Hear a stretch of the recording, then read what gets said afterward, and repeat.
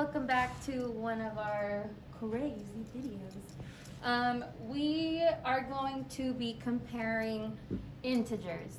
So, I'm gonna put up, if I can open this, some integers on the board. And here we have a lovely number line. And so we see that we have our negative numbers on the left of 0, and then our positive numbers on the right of 0. So as we keep going right, our numbers get bigger. They're better, they get bigger. Wait, so negative 10 is smaller than negative 1? It sure is, because as we're moving to the right, the numbers get bigger, getting closer to 0. And then we keep moving to the right and our numbers keep going bigger. Think about negative $10. Let's say I owe Miss Estrada $10. Okay?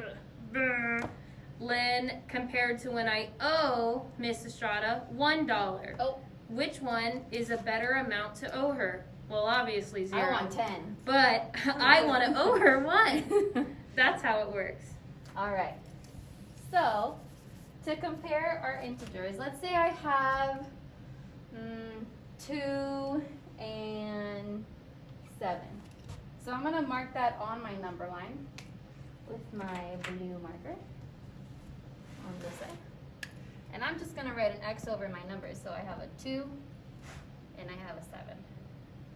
So now looking at these numbers, I have to figure out, well, which one's bigger? Are they bigger? Are they the same? Which one is it? Greater than, less than, or equal to. There you go. That's the terminology I was thinking of. So I know that on my number line, to the right, the number gets bigger.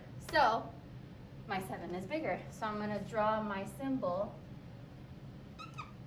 Woo! 2 Yeah! is less than 7. Wonderful job. All right. Oh yeah. Let's do one more example. I'm going to erase all this. Now let's say I have, don't use that way, this way.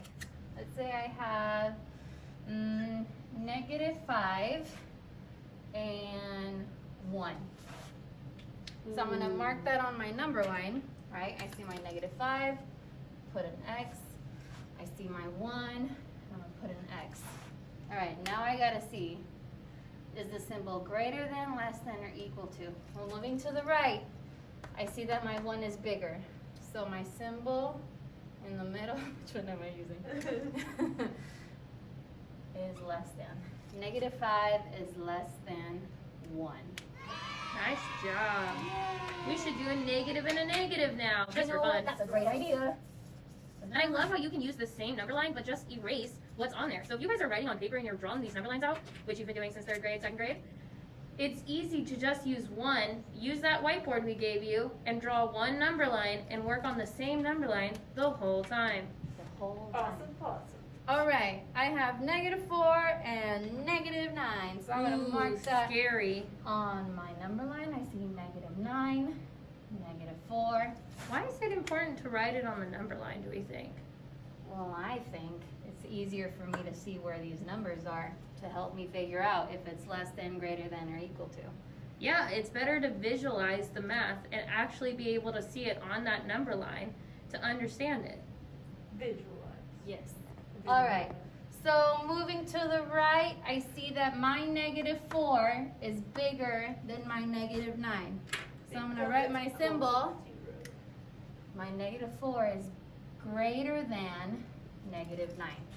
Yeah, and the biggest thing to remember is with negative numbers, if you're closer to 0, the better. Remember, he's our hero, and we're in negative. That means we're in doo-doo, like we're in doo-doo land, like you bad land.